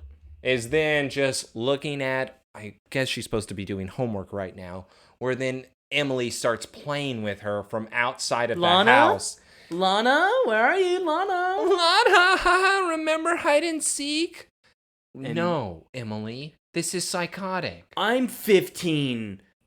Okay, I'm over hide and seek. I would play hide and seek at 15 if it was dark outside. But Lana then tries to open up the little shutter from the window, and it slams on the window. She then becomes terrified, where obviously we can only assume Emily is behind her, but she is not. Oh. Lana then goes and sits down on the couch, and instead Emily is sitting right next to her. Dog. What the hell? She's like, I brought you a picture. Look how great it is. She is smiling at Lana. Lana is wanting to be scared, but she, once again, has realized, I shouldn't be scared. Remember, she's a clone. She's just terrified. I gotta be good. Yeah, I'll just be good. I'll be nice. I'll be nice. I'll be nice. Thanks for this drawing. Emily, I want to talk to you. Emily is still looking at her saying, are you ready to go to the river? No. Dude, stop bringing that up. Also, remember when you said you hope it's not raining? It's wet outside. We're not going out there. But don't you want to be my friend? Come on, I'll race you to the river. Ha ha ha ha. I want everything to be like before. So she races out, immediately leaves, and she's going to chase her, really? Hey, I'm just going to let you know this right away. I'm not going after her. Yeah, I wouldn't either. I'm going to stay in the kid's house, and I'm going to lock all the doors now. She'll still get in. But... Wow. What do you mean? Well, how's she going to get in if I lock all the doors? She has super speed. I mean, if you're super fast, you could probably take down a door. Okay, I'm going to see her take down a door. She's 10 years old. She could do it. Okay, but this is, hold on. Going back to that violent tendency is we're going back to where her father, Pete, has now, oh, I hate you. He has now woken up inside of the hospital where Lex has then walked in and he is saying, I know who Emily is. I have seen her. She is a remarkable little girl. But knowing my father, he will make sure that Emily is never safe. Mr. Dinsmore is looking at Lex saying, listen, I don't have many options here, so I'm only able to turn to Lionel. I'm offering to protect her. You obviously loved her enough to create her. Don't you want her to have a normal life? Of course I do, but Emily's accelerated growth caused severe chromosomal damage. She has no conscience. She has no concept of right or wrong, which is why I think she stabbed him. All right. And that's why he says that, because he just called his daughter a sociopath. Yeah, she's a freak. That's why I made 4 of them. She's dangerous. Yeah, exactly. Thank God I kept continuing the process instead of changing anything, which is why I go back to, shouldn't you have changed it and made them different ages? No, I'll do it at once, all the same. Actually, a child is probably better because imagine you make a full-grown adult Emily who has no concept of right or wrong. Yeah, it would be Ex Machina. And now Clark's back at the Kent house, or his house, I should say. And he is looking for Lana. Yeah, now all of a sudden he's looking for her and caring about her. Not last night when she was spending the night at his house. I thought Lana was here. Mom, Dad, where's Lana? Yeah, so he's calling out to her. Lana's not answering. Martha comes down saying, oh, I thought that she was working on her homework. She was just here. Clark is then saying, oh, I don't see her, Mom. Notices on the coffee table that there happens to be the drawing. He says, Lana's a much better drawer than this. There's no way this is hers. She was doing her homework. It's like, this was her homework? Clark, look how she stayed in the lines. Yeah, if you really... They're teaching them how to draw the sun. Look at the wave she did of the river. It's a pretty small river, but I think it looks good. But, so yeah, obviously a hint to Clark. Oh, the river maybe. So, of course, Emily's here at the same bridge with Lana. Okay. Dancing around, and she's obviously... No wonder she died the first time. This is what she was doing. Now that we see what the bridge looks like, how it doesn't have any railing on one of the sides, maybe this bridge should be cut off from any type of spectators or any person in general. Yeah, maybe we should fix the railing. Maybe we should fix the bridge, Wax. Yeah, it's like moss. We're like in the jungle. Look at What kind of bridge is this? Was it made in like 1700s? It's like right down the street from the dam. This is where it is. Yeah. Can we fix it? What if it floods, man? That bridge would be going. Emily, though, is standing at the edge of that damaged rail side of the bridge, and she could fall into the water where Lana is telling her, please, don't stop. I was able to jump in after you the first time, and I was scared. Or actually, this is what Lana says, and this is where the story does get screwed up. Lana said she is the one that fell into the water, where then Emily is the one that jumped after her in order to save her. Yep. Where Emily then kept saying, don't worry, swim to the side, you'll be able to make it. But apparently the current was too strong for Emily. Lana was able to be saved, and Emily was the one that was ending up being drowned. Mm-hmm. So, once again, you shouldn't hang out with Lana. Yeah, she proved it at age 5. Like, at that... And at age 10. And at age 15. And at age 15. So every 5 years, she has a curse. I wonder what's going to happen at 20. We'll have to keep track of that. Emily, though, even mentions, didn't you save me, though? Lana then starts bawling, no, I did not, which is why you were in the grave. I thought you were my best friend. No wonder Dad's mad at you. Listen, you selfish bitch. If I could go back, I swear I would. Emily then takes that reaction and decides to say, you know what? Super speed. Now you're on the edge, Lana. And now I'm going to make sure that nobody can save you. You know what's funny? This time, it's your turn. You know what's funny? She says, I live every day of my life wishing it was me instead of you. No, you weren't. I've seen you every day of your life pretty much the past 2 seasons, and you haven't been thinking about this at all. You've never mentioned Emily. Yeah, who's Emily? You've never mentioned her. So Emily said, I'm getting payback. It's going to be you that doesn't survive now. Because you've only been focused on Henry, Clark, your parents' problems. I mean, you've just been focused on everything else except Emily. Mm-hmm. But as we see is that the current is in fact too strong, where Lana is then pulled under. Emily is just staring at the bridge like a psychopath. Clark then runs up. He runs a weird way. Doesn't look like a jump. He just runs into the water. And he does his super speed swimming. Yes. Yeah, but so we get Clark, who is not CPR certified, doing CPR on a human. I'm pretty sure he would have crushed her chest there as he's giving her the CPR. And sternum would have been broken. Yeah. He blows into her mouth, where then she is able, after the next round of crushing her sternum, she then coughs up the water. Okay, and so this part right here is hard and hot. It's okay. It's all right. You're okay. It's me. And Lana's freaking out, coughing up. She's like, Clark, hold me. What? Hey, Clark, if only you were there last night, you could have been doing this all night. And instead, you decided to go and see Emily rocking in that stupid-ass chair. Which would have been great because then Lex would have found her, and she could have probably, I don't know, taken out Lex at that point. Dude, that's true, actually. Yeah. But that'd be a what-if scenario. Yeah, that would be a great what-if, because that would mean that Clark and Lana just end up happy together.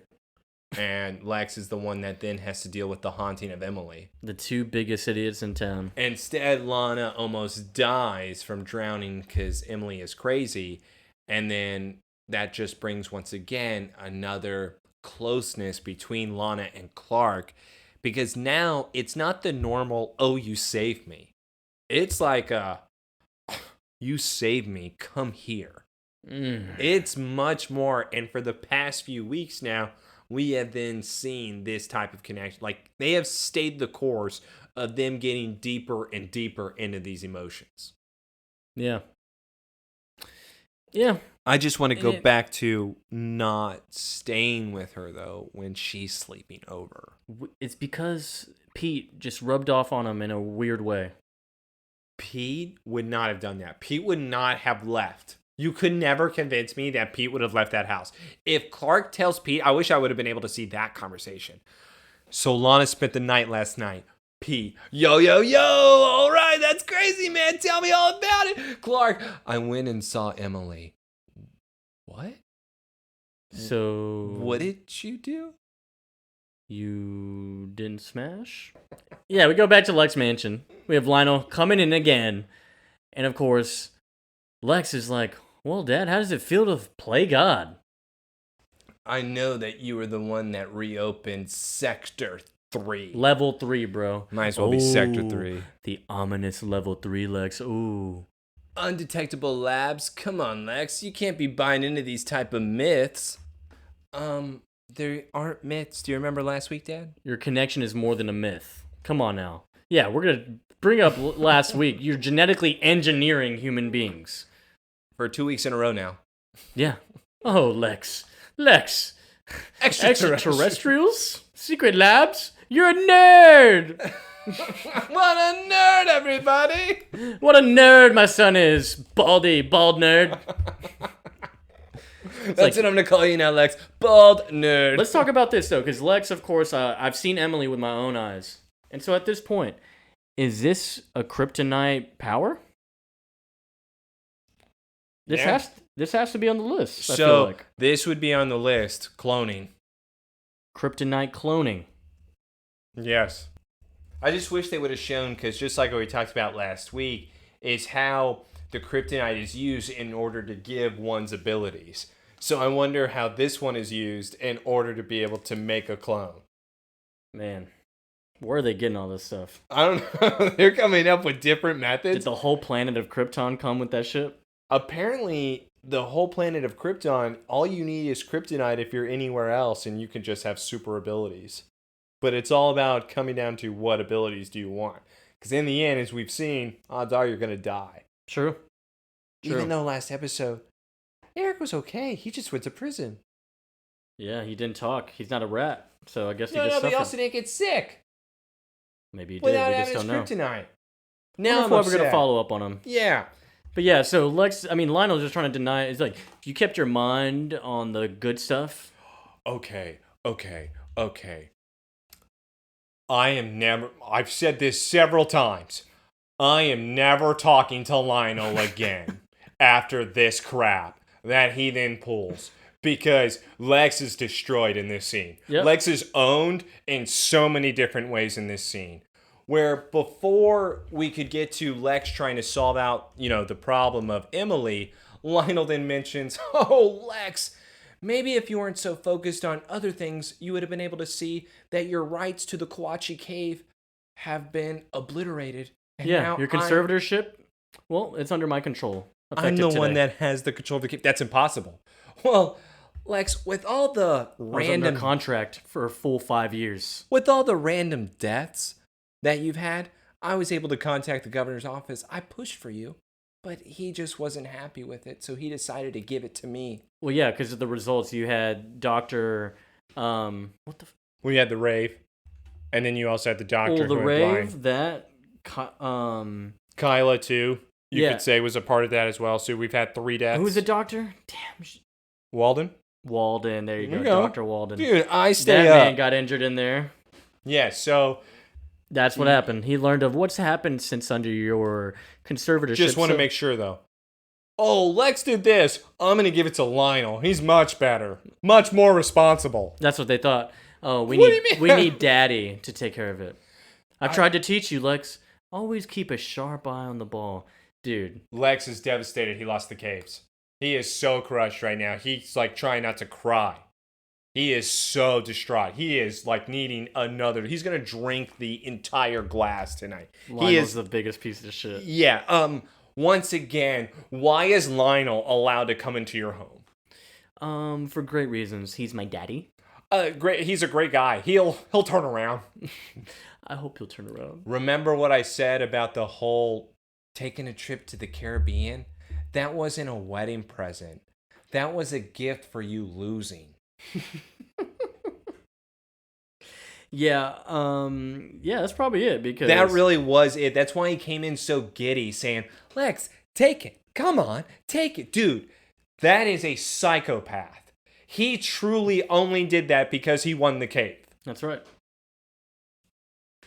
He's Oh like, my wow. God! Yeah, well, Lex should be presented with some good news, and then I'll shit on him later. Just wait till he thinks he has the upper hand. This will keep him off my back for a little bit.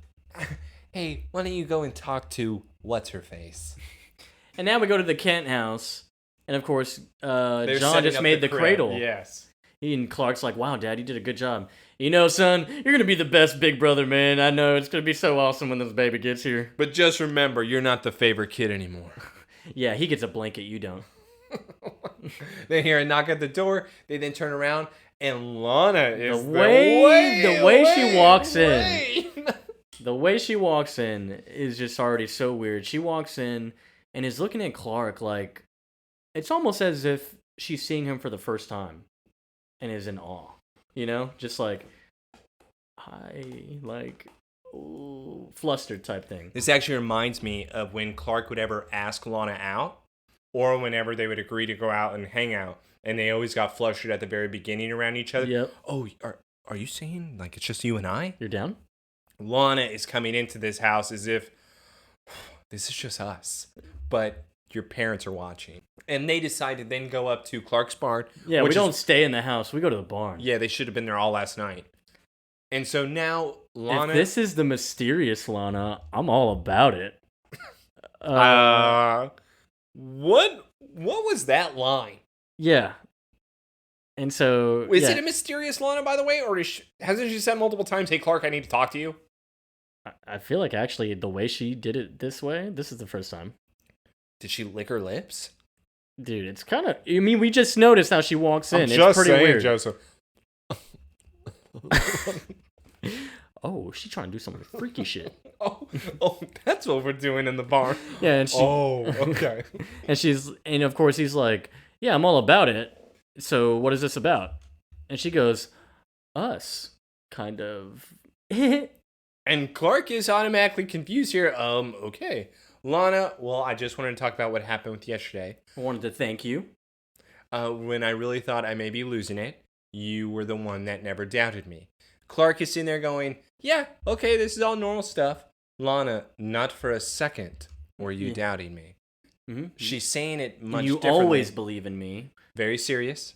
It means a lot. Clark, yeah, Lana, I do this all the time. What's this all about?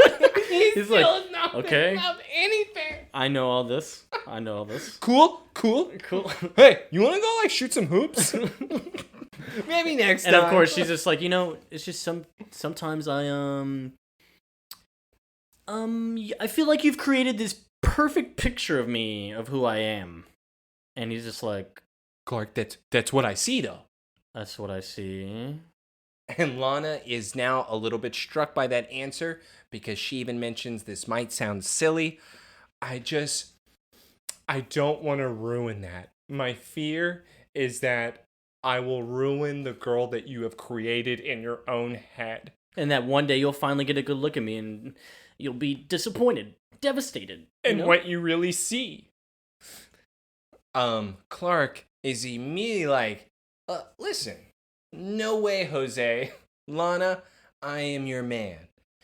Clark walks over to her, I believe. No. I think she walks back. Does she And I'm walk? afraid that it'll change the way you feel about me, you know? And yeah, now we have Avril Lavigne singing "I'm With You" in the background. Clark just, he does move. Yeah, Nice okay, call. I was just early on it, but yes.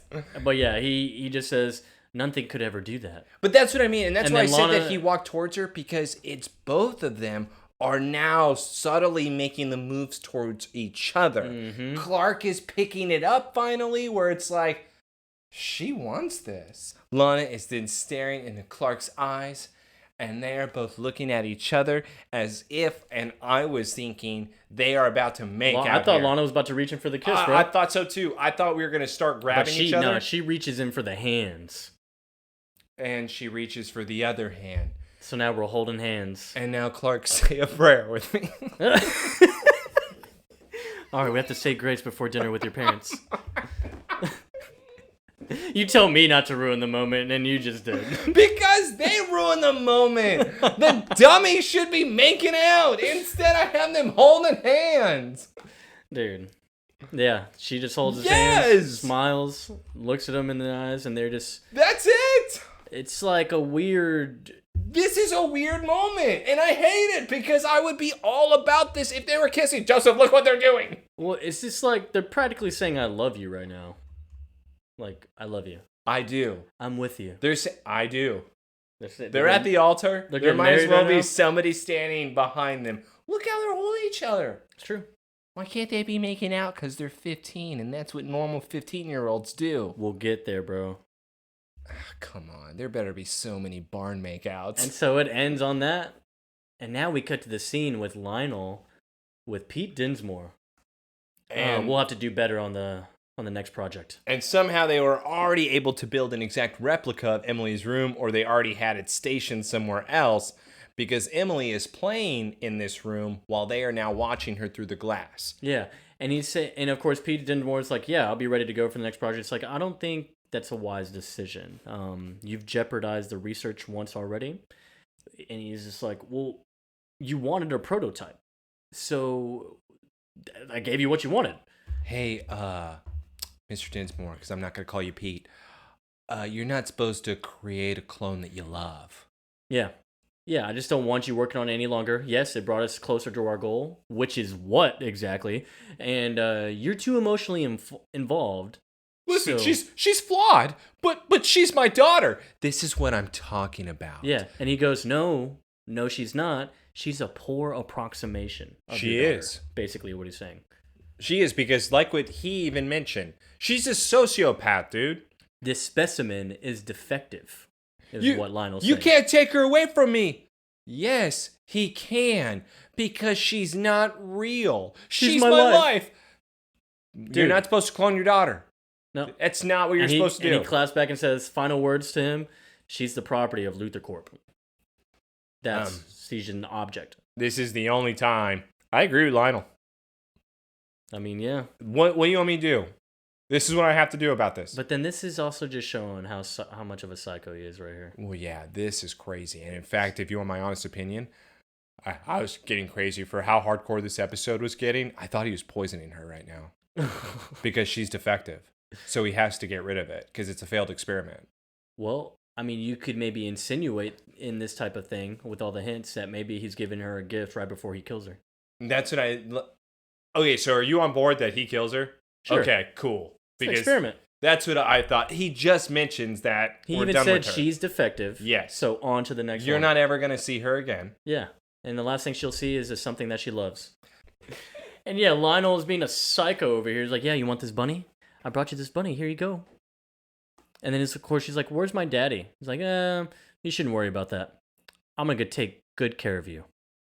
as he sips the fake tea. I don't even know if that's real tea in there. No, But and it gets even creepier with this episode because not only that, but then the episode pans out with Mr. Dinsmore still watching them, and all we're hearing is Lionel and Emily then talking. what do you think you should call your bunny? Bunny Buns. That's It's a beautiful That's a good name. Look, and they're still talking even with the and it goes credits. quiet. Credits. What is that? And the last thing you get is Emily laughing. Yeah, because the thing is here, He kills her. Lionel definitely kills her, but is he really sipping tea? Because notice No. that he says, because he waited a while to say that. He Yeah. sipped it, pretend, and he was just like, "This is really good tea." And then she laughs. She would only laugh because knowing that it's a joke, it's fake. There's Yeah. no tea in there, Yeah. and that was the creepiest part of that episode. That's what I mean. Whenever I first saw, and okay, it's ending, whatever. But then they kept going with their conversation. Yeah. And I honestly just expected maybe that's what it was showing. Her laughing, and then the laughing stops. It's kind of like the Killing Joke moment. Yeah, exactly. Where you are just having to then think about what your conclusion is of what happened in that final moment between them. But do we ever see Emily again? I think they are going to at least mention her outcome. I don't know if we see her again. I'd have to look that up. If we don't see her again, he killed her. And even if we do see her again, it's probably another clone. What if one actually was successful and just lived a normal life? And wasn't able to tell him, aka Ex Machina? Mm-hmm. Yeah. That would have been great. And then she trapped Lionel in that room for the rest of eternity. And let the bunnies eat him. Yes. Yeah, so that's the end of Accelerate. And as you can tell, we accelerated Emily to a fast and quick death with Lionel Luthor. And I think it all fits on everything that we mentioned. The only thing I'm still going to go back to, 15-year-old spending the night, and I choose Emily over you. Clark's a weirdo. I'm just not ever going to be on board with this. Clark isn't as horny as I thought. Also, them saying grace at the end. I am so confused in Yeah, this they looked at moment. each other in the eyes and they just, after like 5 seconds, like, amen. Amen. Amen. But yeah, that's it, man. You know, accelerate. Now we've accelerated ourselves into the last 2 episodes of Smallville coming up in these next 2 weeks. Sorry, season 2, Smallville. Yeah. I can't believe we're already here. We're already done with season 2, almost. And you even told me these are the best 2 episodes, so they better rock my socks. I'm just... This first 10 minutes of the next episode, it's all you, baby. All right. It's all you. Are you spending the night again? Don't worry about it. All right. Well, Just know it's Clark's birthday.